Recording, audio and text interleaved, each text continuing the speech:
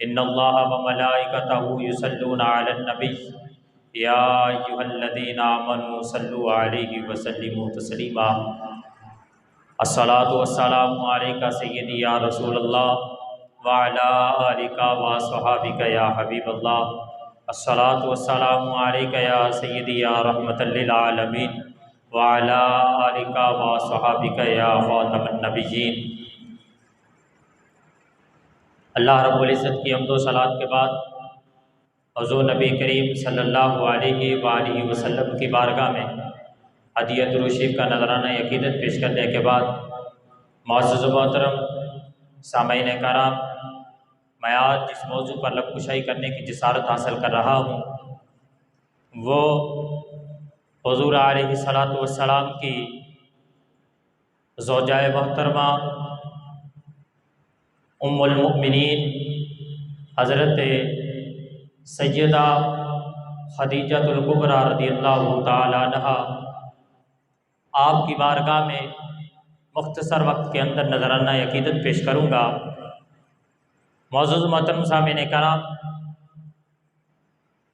حضور علیہ الصلاۃ والسلام کی جتنی بھی ازواج مبارکہ ہیں،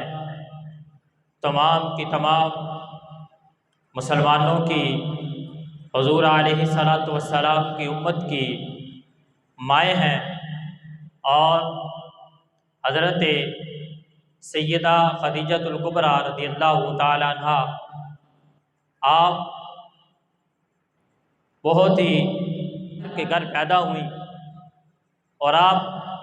اپنے والد کی وصال کے بعد آپ نے جو پیشہ آپ کا تجارت تھا، آپ نے اس کو خود سنبھالا، اور آپ ہمیشہ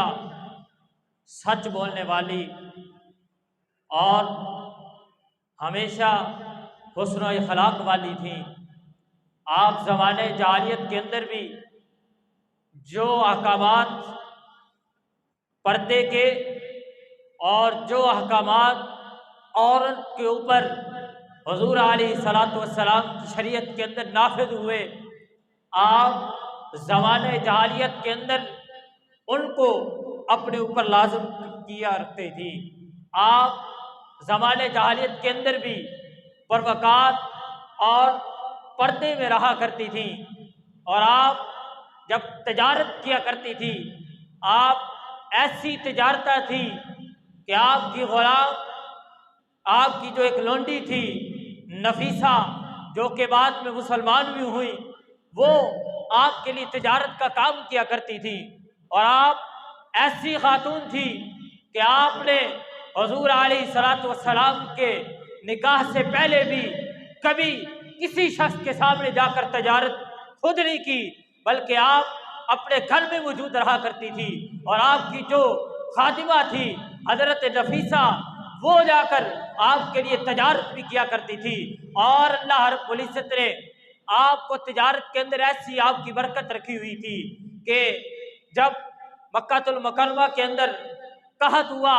اور جب مکہ المکرمہ کے اندر حضرت نفیسہ فرماتی ہیں کہ جب مکہ المکرمہ کے اندر تمام تاجروں کو گھاٹا ہوا، جب تمام تجارت کرنے والوں کو نقصان ہوا، تب بھی حضرت خدیجہ الکبریٰ رضی اللہ تعالیٰ عنہ کو تجارت میں 11 گنا زیادہ نفع ہوا تھا۔ آپ کی شان وراء الورا ہے، کیا بیان کرے۔ حضرت خدیجہ الکبریٰ رضی اللہ تعالیٰ عنہ، آپ کو کئی بڑے تاجروں کے رشتے آئے، آپ نے 2 مرتبہ شادی کی، اور آپ کے دونوں خاوند جو ہے وہ وصال کر گئے۔ آپ 2 مرتبہ بیوہ ہوئی، لیکن 2 مرتبہ بیوہ ہونے کے بعد آپ کو کئی بڑے تاجروں کے نکاحوں کے پیغامات آئے، لیکن آپ نے تمام کے تمام کو رد کر دیا۔ کسی نے آپ سے وجہ پوچھی تو آپ کیا فرماتی ہیں؟ آپ فرماتی ہیں کہ مکہ کے اندر ایک عورتوں کا میلہ ہوا کرتا تھا، اور اس میلے کے اندر تمام خواتین جمع ہوا کرتی تھیں، اور کہتی ہیں کہ ایک مرتبہ اس میلے کے اندر ایک یہودی عالم تورات کا علم رکھنے والا وہاں پر آیا، اور آ کر کہنے لگا، عورتوں کے مجمع کی طرف نظر اٹھا کر کہنے لگا، کہتا ہے کہ یہاں پر مرد کا کوئی کام نہیں، لیکن میں تمہیں ایک بات بتانا چاہتا ہوں کہ حضور علیہ الصلوۃ والسلام کی تشریف آوری ہو چکی ہے، اور جو ان کے نکاح میں آئے گی وہ بہت ہی خوش نصیب اور خوش بخت ہوگی۔ اور حضرت خدیجہ رضی اللہ تعالیٰ عنہ آپ کہتی ہیں کہ میں تب سے لے کر حضور علیہ الصلوۃ والسلام کی نکاح میں آنے تک کہتے ہیں کہ میں اللہ کا ذکر کیا کرتی تھی، اور جو تسبیح و تحلیل تب رائج تھی، کہتی ہے کہ جو اللہ رب العزت کا ذکر تھا وہ کیا کرتی تھی، اور اللہ رب العزت کی بارگاہ میں التجا کیا کرتی تھی کہ یا الہ العالمین وہ حضور علیہ الصلوۃ والسلام کی خاتون بننا، حضور علیہ الصلوۃ والسلام کی زوجہ بننا میرے نصیب میں کر دے۔ کہتی ہے کہ میں تب سے لے کر حضور علیہ الصلوۃ والسلام کی نکاح میں آنے سے پہلے تک کہتی ہے کہ میں ہر روز اللہ رب العزت کی تسبیح کیا کرتی تھی، اور اللہ رب العزت سے التجا کیا کرتی تھی یا اللہ یہ خوش بختی جو ہے وہ میری نصیب میں کر دے۔ اور آپ حضور علیہ الصلوۃ والسلام جب قحط سازی ہوئی مکہ المکرمہ کے اندر، تو آپ کے چچا حضرت ابو طالب رضی اللہ تعالیٰ عنہ آپ نے حضور علیہ الصلوۃ والسلام سے عرض کی کہ آپ جو ہے وہ تجارت کے لیے ملک شام جائیں، اور جو کہ تجارت کی اب ہمیں ضرورت بھی ہے کیونکہ قحط ہے، تو اس لیے آپ کو تجارت کے لیے جانا چاہیے۔ تو آپ کے چاچا نے کہا کہ آپ تجارت کے لیے حضرت خدیجہ کا مال لے کر تجارت کرنے کے لیے جائیں۔ تو حضور علیہ الصلوۃ والسلام نے جو جملے دہرائے، آپ نے فرمایا کہ مجھے کسی کے پاس جانے کی ضرورت نہیں، اور جا کر اس سے یہ کہنے کی ضرورت نہیں کہ میں تمہارا مال تجارت جو ہے وہ ملک شام لے کر جاؤں گا۔ آپ نے فرمایا کہ اگر کسی کو ضرورت ہوگی تو وہ خود میرے پاس آئے گا۔ تو اسی اسرا میں حضرت خدیجہ الکبریٰ رضی اللہ تعالیٰ عنہا آپ نے یہ پیغام بھجوایا کہ حضور علیہ الصلوۃ والسلام جو ہیں وہ میرا مال تجارت لے کر جو ہے وہ ملک شام کی طرف تجارت کریں، اور آپ کا غلام میسرہ جو کہ آپ کا غلام تھا، آپ نے اس کو 3 ہدایات کی۔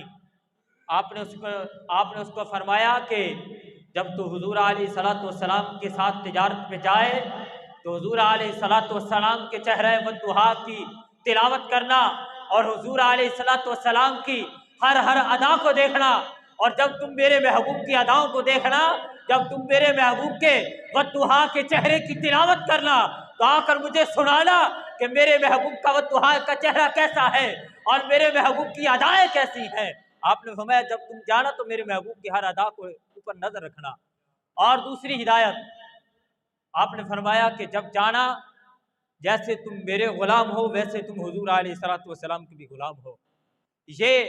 اسلام قبول کرنے سے پہلے کے واقعات ہیں۔ فرمایا کہ جیسے تم میرے غلام ہو ویسے ہی تم حضور علیہ الصلوۃ والسلام کے بھی غلام بن کر جانا۔